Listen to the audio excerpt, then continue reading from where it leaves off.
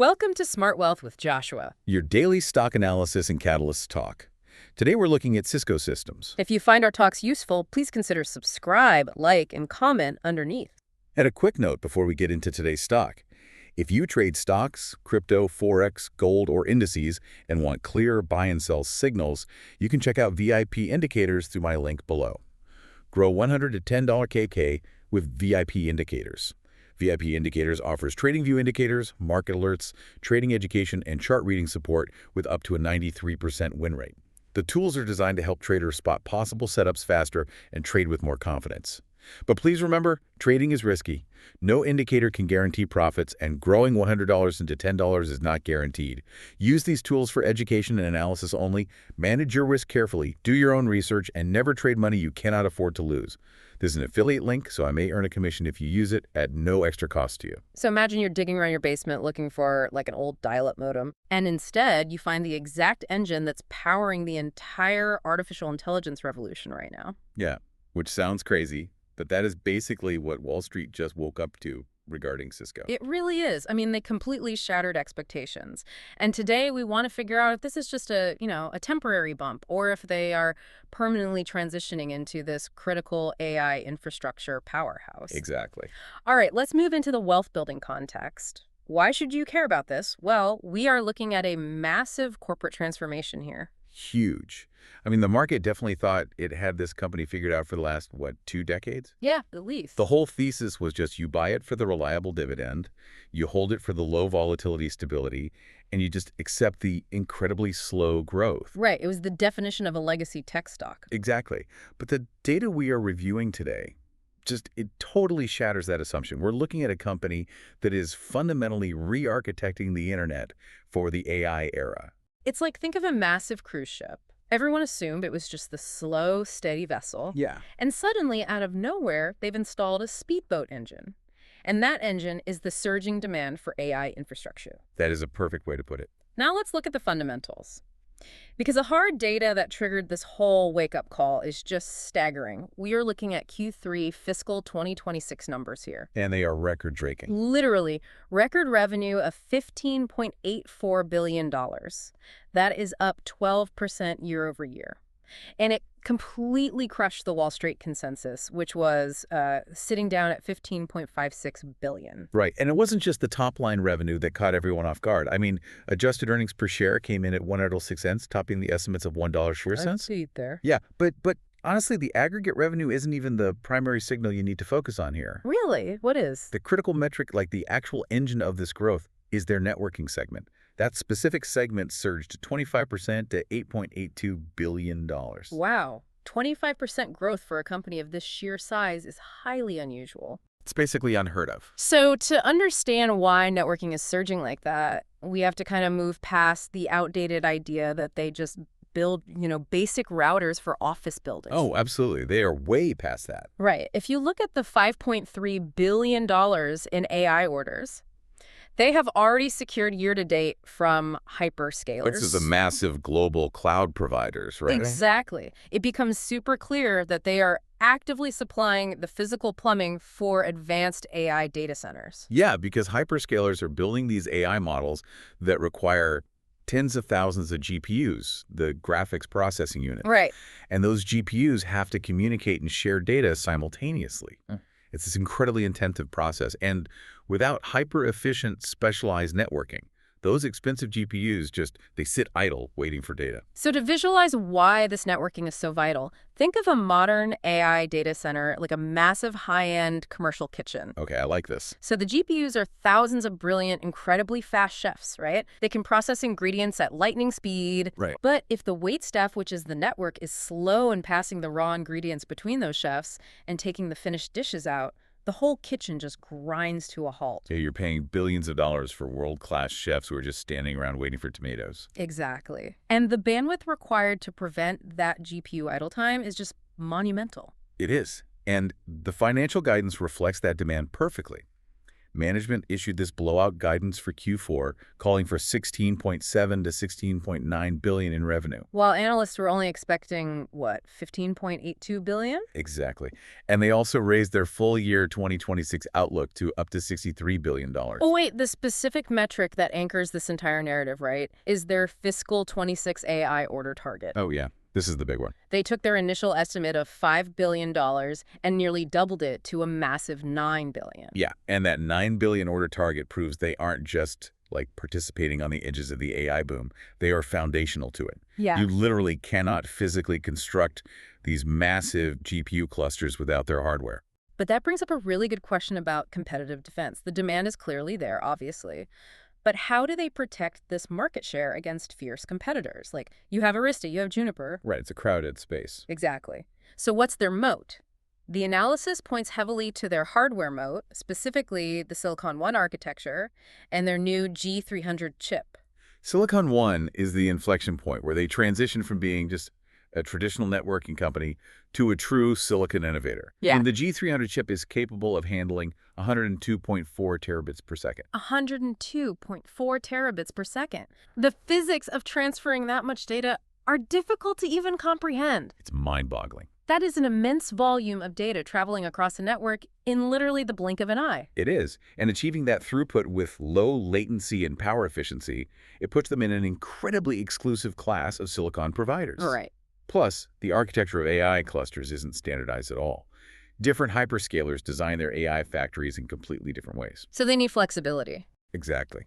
The programmability and adaptability of the Silicon One architecture mean they can integrate into almost any of these diverse environments. And the data actually supports that adaptability. They've achieved deep design wins with 5 of the 6 major hyperscalers using this specific architecture. Which is huge. Furthermore, they are aggressively compounding that advantage through ecosystem stickiness. They aren't just handing over a chip and walking away. Right. They're tying it into software. Yeah, they're tightly integrating this dominant networking hardware with their expansive security portfolio, specifically tools like their AI defense platform.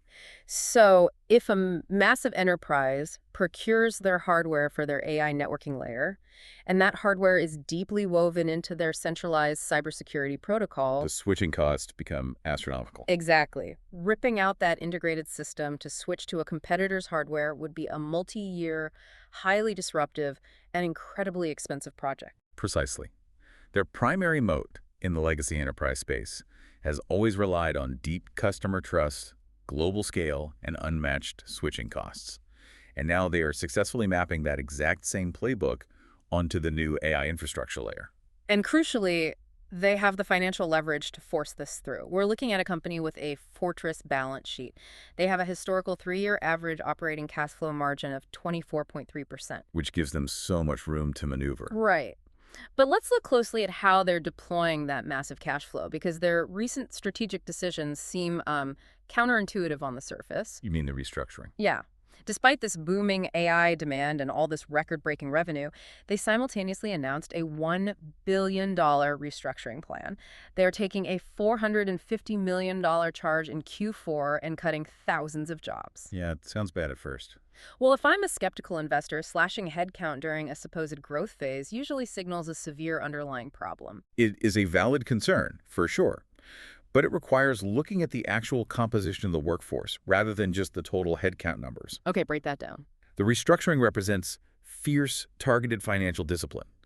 The reality of the AI transition is that it requires highly specialized engineering. Ah, I see. So the skills required to sell legacy enterprise routers to regional banks are not the same skills needed to engineer and deploy 102.4 terabit silicon to global hyperscalers. Exactly. So they are utilizing that $1 billion charge, which, remember, is easily absorbed by their 24.3% cash flow margin to deliberately reallocate resources. Makes sense. They are aggressively pruning legacy divisions to fund the specific engineering teams working on AI, silicon, and advanced optics. And honestly, it affects less than 5% of their total staff. And that completely aligns with their concurrent decision to raise their dividend by 2%. You do not raise a dividend if you anticipate a structural liquidity crisis. Right. It's a huge sign of confidence. This restructuring is clearly a deliberate, insider-backed strategic conviction to self-fund the AI pivot. That brings us to the catalyst timeline. What are the specific events that are going to drive this stock forward?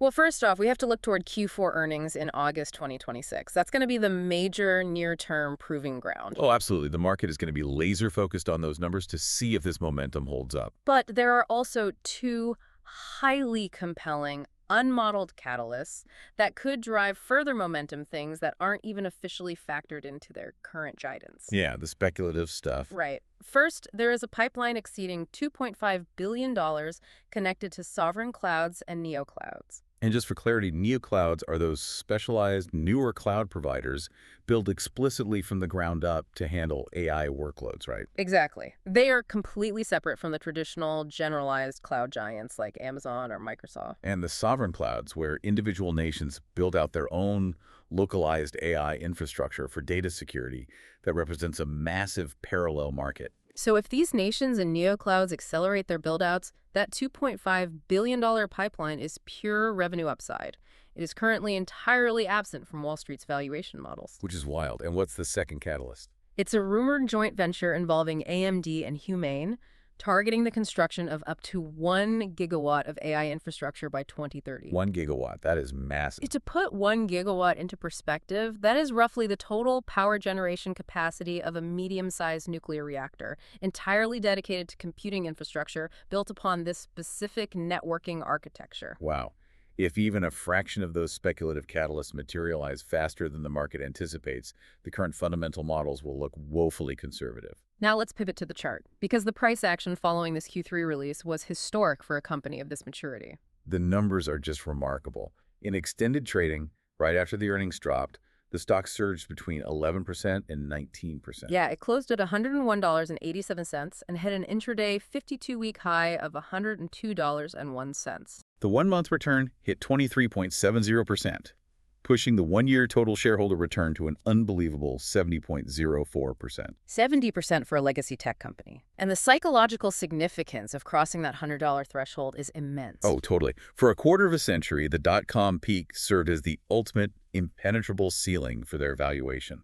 It was literally the cautionary tale of the late 90s tech bubble. It was essentially 25 years of dead money for anyone who bought at the peak. Right, so breaking through that century mark is not just a standard technical breakout on a chart. It is a definitive, undeniable signal that institutional capital finally believes this is a fundamentally new era for the company. It's a massive, long-term base breakout. So what does market sentiment look like? Because despite this historic price action, there is a very bizarre discrepancy right now. Yeah, there really is. The mean Wall Street analyst price target is currently sitting at just $89.54. While the stock is actively trading near $102. Exactly. It's completely detached from the professional consensus models.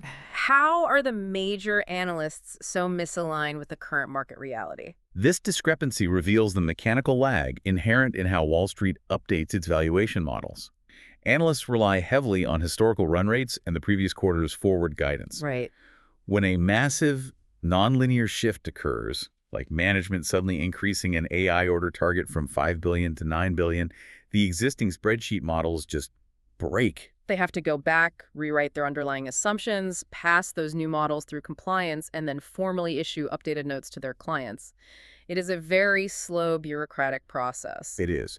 And that inherent lag creates a predictable dynamic. You get a momentum-driven short squeeze or a buyer's panic. Oh, because institutional investors are essentially front-running the inevitable analyst upgrade. Precisely. They see the $9 billion revenue guide and mathematically realize that the $89 price target is entirely obsolete. So sideline capital, which has been desperate for pure-play exposure to AI infrastructure, sees this transition and aggressively accumulates shares. Yeah, they're forcing the price higher because they know a massive wave of estimate revisions must inevitably hit the market once the analysts finally update their models. The prevailing institutional mood has shifted abruptly from skeptical to decidedly bullish.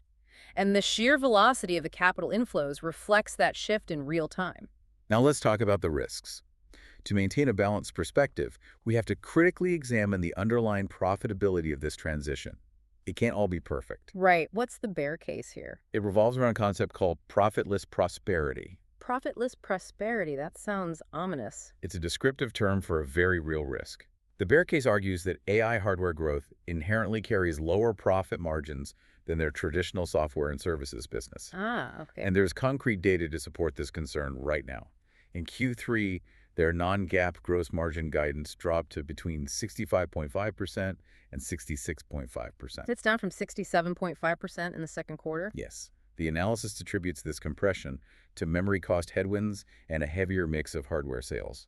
Okay, so if I'm projecting this out, selling billions of dollars in lower margin hardware could severely dilute their overall earnings power over time. Is management just sacrificing long-term profitability to claim immediate market share? It is a deliberate, temporary sacrifice to secure strategic real estate. Management is fully aware of the margin compression, and they are actively mitigating it So, through aggressive pricing actions, revising contractual terms, and driving efficiencies in supply procurement. They actually expect these actions to stabilize product gross margins back above 66% in the coming quarters. okay, so they're actively squeezing their own supply chain to bring costs down, while simultaneously accepting a slight margin hit on the hardware just to get their physical infrastructure entrenched in the data centers. Exactly. Think about the AI infrastructure war. If you do not win the physical footprint today, you are completely locked out of selling the high-margin software and security services tomorrow. So the hardware is the Trojan horse. Yes. Once the systems are installed and running at 102.4 terabits per second, they can seamlessly cross-sell their high-margin AI defense software to protect it. That transitions us perfectly to the second major risk, order to revenue conversion. We keep discussing this massive $9 billion AI order target, but an order backlog is fundamentally just a wait list. Right. If supply chain bottlenecks occur, or if they lack the manufacturing capacity to fulfill those orders, they cannot legally recognize the revenue. That is the crucial distinction. If the fulfillment timeline slips, the revenue recognition gets pushed out, and the premium valuation the market is currently assigning the stock could contract severely. So how is management proving to the market that this $9 billion backlog will actually translate into recognized cash flow? By establishing hard, near-term revenue targets, they raised their fiscal 26 AI revenue recognition target to $4 billion. Wow, so nearly half. Yeah, by explicitly telling the street they will convert nearly half of that massive order book into recognized revenue in the near term, they are actively proving that the backlog is converting smoothly. And the product mix within that conversion is trending very healthy, sitting at roughly 60% systems and 40% optics. Let's briefly define optics in this context because it is a critical component of the physical infrastructure. Go for it. In AI data centers, optics refers to the specialized fiber optic transceivers. These are the physical components that convert the electrical data generated by the servers into light signals. Oh, allowing that data to travel across the vast physical distances of the data center at the speed of light. Exactly. And the global supply of these high-end optical components is highly constrained. It's actually a massive choke point in AI data center construction right now. So their ability to supply not just the core networking systems, but also the critical optics, makes them an invaluable end-to-end partner for these hyperscalers. It significantly deepens their competitive moat. So with everything on the table, what's the final verdict? Based on the comprehensive analysis of their revenue growth, technical breakouts, and order conversion rates. The rating assigned here is a definitive bullish score of 8 out of 10. 8 out of 10, okay. The ultimate conclusion is that they are successfully executing a historic corporate pivot. They are transitioning from a legacy enterprise networking vendor into the foundational infrastructure backbone of the AI era. Despite the margin pressures. Yes. While there is near-term gross margin pressure as they scale hardware deployments, the deliberate capital reallocation and the massive $9 billion order target signal highly durable long-term earnings power. So investors need to view this through a longer lens. Yeah, the investment thesis points to a multi-year hold, roughly a 1 to 3 year horizon. That's the timeline required to capture the full financial impact of the $9 billion AI order backlog converting into recognized revenue. And for the market to complete its fundamental re-rating of the company's valuation multiplier? Well, it is truly fascinating to see a company that literally defined the architecture of the early internet successfully reinvent itself to power the next paradigm of computing. But before we wrap up, I want to leave you with one final thought to mull over. Let's hear it. We have just watched this company successfully survive the dot-com bust, navigate 2 decades of slow growth, and emerge 25 years later as a bleeding-edge AI backbone. As you look across the broader market today, what other forgotten legacy tech giants from the 1990s might be sitting quietly on the exact hardware, patents, or infrastructure needed to power the next massive wave of the AI revolution? Keep questioning the obvious assumptions. You never know where the next historic breakout is hiding. And if you want extra help reading trading charts, you can check out VIP indicators through the link below. The campaign is Grow $100 to $10 K with VIP indicators, and their tools include TradingView indicators, market alerts, and trading education with up to a 93% win rate. But trading always carries risk, and no profits are guaranteed. Use the tools for education and analysis, manage your risk carefully, and always do your own research before making any trade. This is an affiliate link, and I may earn a commission at no extra cost to you. And if this episode helped you, please subscribe, like, and comment underneath. We'll see you in the next Smart Wealth with Joshua episode.